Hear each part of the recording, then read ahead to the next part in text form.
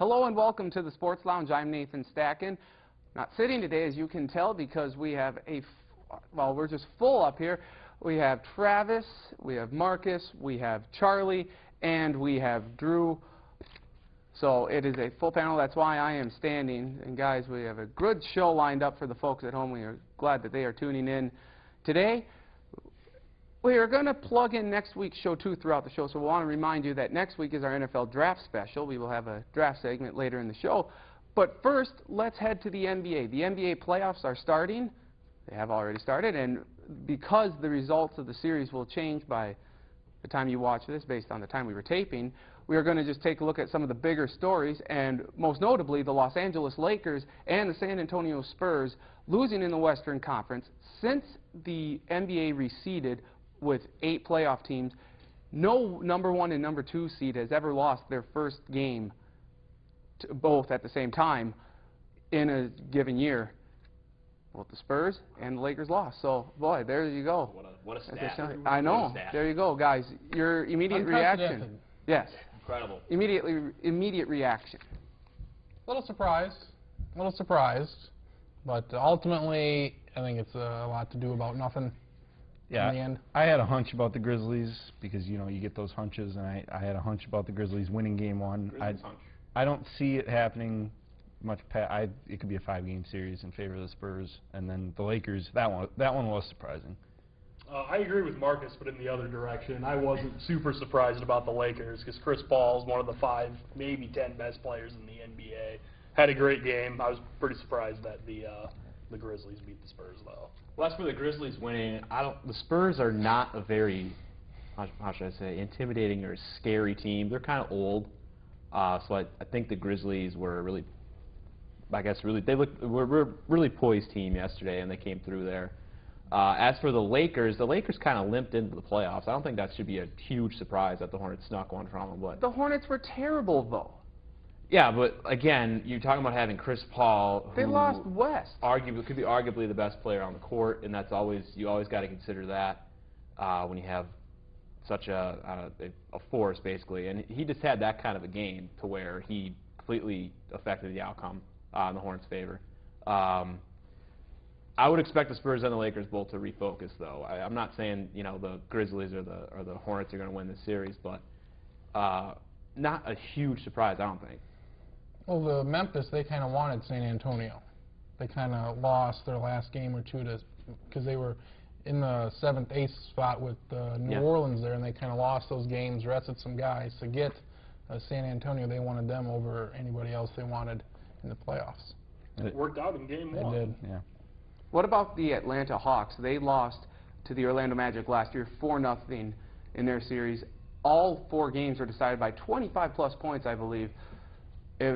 No one gave the Hawks a shot this year. Thought they might be a little bit better with their defense, but with the way they played the Magic in Game 1, winning in Orlando 103-93, do you give the Hawks a shot in this series? Well, I think if you look at Dwight Howard's line, what was it, like 43 and 20, and you're losing that game, even with your best player going off like that, I think you should be a little concerned, for sure.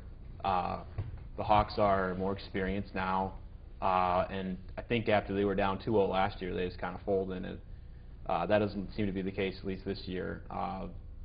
Again, if Howard has a game like that and they still lose, I think you have to be concerned, for sure. Ever since they made that big trade, it hasn't really clicked. They were looking for a spark. Nothing happened. I thought it would be a similar result this year with Orlando kind of rolling over Atlanta. But now I kind of give Atlanta kind of an edge here, taking one on the road. I kind of think that regardless of which team wins here, and I have a feeling that it's going to be a long series, they're probably going to get waxed in the second round by whoever they play. So Chicago. Yeah, Chicago. So I just don't see them. Neither team really jumps out at me, and you know, Dwight Howard played out of his mind on Saturday, and they still lost. So I don't think that stacks up very well for them. Yeah, I agree. I don't think either of them are going to get past round 2. I think if the Hawks would win the first round, I think they would play better against the Bulls. Just a gut feeling I get, but I don't think it's going to matter. There's very few upsets in the NBA playoffs, really. Every couple, well, yeah, you got those transcendent type ones with Golden State beating Dallas, but it's just you don't see it much. As far as upsets go, but as far as a spread, the underdogs were 7-1 in these 7-1. first 2 days. Yes. The Heatles struggled in the first quarter against the 76ers. The Heatles. Yes. You went there, did you? Yes, I did. Thank you. But they ended up beating Philadelphia 97-89 in their first game. What did you think about the Heat's performance? And give me another person or team whose performance really surprised you. As far as the Heat goes on, a little lackluster. They had a lead throughout the game, but then gave it up there at the end to make it closer than the game was actually. But I mean, I don't know. They'll get by Philadelphia in probably 5, and have to play Boston. That's when they really have to show that they're the real deal. Yeah, bad nicknames aside, I would say that I didn't give them the nickname. I don't care. The Heat didn't play very well to close out the game there, and they left. Who did they play? Philadelphia. Again, Philadelphia. 76ers. They left the 76ers, in the game, and I just think that doesn't bode very well for them as they're going to advance, and I just don't think that stands out. Well, it's the playoffs, and they won. They won game 1, and that's really all that matters, I guess. I don't think they're going to be in the finals, but they've taken the first step to achieving their goals. No, I think they're the third best team. They're basically still playing the same way that they played in December, January, and that was a pretty flawed style. What they need to do to keep doing is just, run and gun and speed, steals, turnovers, all that, and stuff like that. They seem to not really grasp that. At times they do, so I think that's going to be an issue. Now they're going to beat the 76ers. They're just outmatch them, but when it comes down to the finals, facing the Celtics, facing the Bulls. I don't give them the edge there, no. As far as the odds go, the Lakers were the odds-on favorite in Vegas to win it. But since they lost the first game, it's now switched to the Heat, I saw, which is kind of interesting of all the teams. That makes no sense. To put in my Yeah, 2 agreed. cents, because I have 2 cents on me. Thank you. Very good. Top 2 performances Derrick from Rose. my stance are Derrick Rose with what he did, and Chris Paul, 33 points and 14 assists. But Derrick Rose, number 1, because he lifted his team over the Pacers in a spot where it looked like the Pacers were going to get that upset. Derrick Rose willed the Bulls to victory. Magic, Lakers, or Spurs, which team should be most concerned by their start to the series? Magic, because they can lose. Yeah, Magic. They don't look convincing. They rely way too much on the threes, and they don't have anybody to shoot them, really. That's kind of my big thing with them. Yeah, I think it's the Magic, and it's not even close. When they're not shooting well, they struggle, and they're not playing a 7 or an 8 seed. They're playing someone significantly more talented than that. I'll go Spurs. For years now, they've been so known for playing very sound and making big shots and need to make big shots, and they didn't do that against the Grizzlies in Game 1. Is that an aberration or is that a pattern? Maybe, but that loss hurts. Well, no Manu Ginobili for the Spurs in Game 1, but also TNT's Charles Barkley. He took the Grizzlies to win the series. So it'll be interesting to see if that holds true. They win the next 4 games. There was a series here a few years ago where the Suns won the first series, or the first game of the series against San Antonio. Only a last-second shot. I think this is very similar to that, and I think the Grizzlies do not win another game the rest of the way. All right. When we come back to the Sports Lounge, done with the NBA talk, we're going to go to the ice. Oh, NHL hell. playoffs going on. So the We'll walk the off panel set. is going to be significantly smaller, but me and Marcus, and maybe we'll throw Drew in there. Marcus and I. Whatever. Great We're going grammar. to talk some hockey when we return. When we come back, you're watching the Sports Lounge. Hello and welcome to the Sports Lounge. I'm Nathan Stacken. We've gotten significantly smaller up here on the set, as it's just me and Marcus here and about to talk some hockey. Good to have a fellow Minnesotan who knows what he's talking about in terms of hockey. I do the best I can. All right. Because we tape before some of these games are going to be played. Some of the series that we've been most impressed with, I would say, are teams that have struggled, surprised us a little bit. Who do you have? I think last week we talked about, will Chicago make a run? And they haven't. Vancouver has been dominant, and I think that's certainly a good sign for them and a scary sign for the rest of the West. Absolutely. What about a team that's struggling? How about the Boston Bruins? They have lost 6 straight dating back to the 2010 playoffs when they lost a 3-0 series lead to the Flyers. They're down 2 games to the Canadiens. They lost both on home ice. do the Bruins have any chance at winning the series? I think they can salvage one, but I think the part that could really catch them is that they're playing in Montreal. Montreal has a great fan base. It's going to be loud.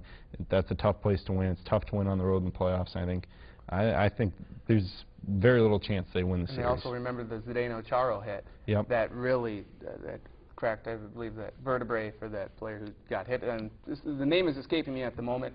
How about a couple of other teams or series that have really caught your eye in terms of either surprise or just I think play? I think Nashville. I thought, Anaheim is usually a good playoff team, and I think Nashville has played pretty well. It's kind of surprising how well they've done, and I guess that'd be the series I'd kind of point towards. Do the Rangers have a shot, do you think, at beating the Capitals? They won on Sunday 3-2. I think maybe they stretch the series out to 6, but I think it's probably going to be the Capitals. I think the Capitals have a pretty good offense, so. All right. How about in terms of who can make a run at Vancouver in the West? Do you think Detroit is that next team in line? They've handled Phoenix pretty well for the most part. Phoenix did make it 4-3 in Game 2, and Game 3 was played on Monday night. Yeah, I think Detroit would probably be the most in line to make a run at Vancouver, but I think even they haven't been entirely convincing against Phoenix, and I think that would be the one hang-up for them. So are we thinking then that do you like Nashville to win the series against Anaheim? Yeah, I'll stick with Nashville for now, but don't rule out Anaheim. They've got the playoff goaltending in Luongo, and it's just a matter of him getting hot. Do you want to take the upset, the Canadiens over the Bruins? Yeah, you have to now. I mean, they were up 2-0, and I think that's probably the team to win that series. A couple other series that we should briefly talk about: Tampa Bay and Pittsburgh. After great goaltending by Marc-Andre Fleury in Game 1 for Pittsburgh in their shutout win, struggled a little bit in Game 2. Tampa Bay won 5-1. Game 3 was Monday night. Where do you see this series? Does Pittsburgh still have what it takes to win? Well, Tampa got that split that they needed on the road, and they're probably going to be in line to get 2 wins. If Pittsburgh can take it back at 2-2, they'll be fine. But it really depends on if Tampa can get the 2 wins. If they get the 2 wins, the series is over. Well, and plus with Sidney Crosby still Right. not playing, it does put Pittsburgh at a disadvantage. And finally, out west, Los Angeles and San Jose. Kings got a split on the road with the Sharks. Sharks always seem to struggle in the postseason. Will they beat the Kings in this first round? Probably. I think they'll probably beat them in 7. You're right about the Sharks just not being very good in the playoffs. I don't know what that's all about, but it's a team that you kind of had an eye on, and maybe they get hot. I would put them in the category of challenging Vancouver at the end, but they've got to take control of this series because they're better than the Kings. They should finish this off. And briefly, Sabres Flyers. Well, I had Buffalo as kind of my upset pick, and they've done okay. They got that 1-0 win to start the series, and I think that's really what they're going to have to rely on. If Ryan Miller can play out of his mind, they're going to be the team that wins that series. But they split in Philadelphia Game 3 Monday night in Buffalo. That does it for our NHL playoff preview. When we return, we're headed to the football field. SDSU spring game over the weekend. It was on Saturday, and we had a few people there, Charlie and Drew most notably, and they'll share their thoughts from the game. Oh, Marcus, you were there too, I was right? there, Oh, yeah. yeah, I completely forgot. I figured you were watching NHL playoffs. I was so you not, wouldn't do no. it. Okay. Well, these guys will give us their thoughts from the game and where SDSU is headed from football this fall. When you return, you're watching the Sports Lounge.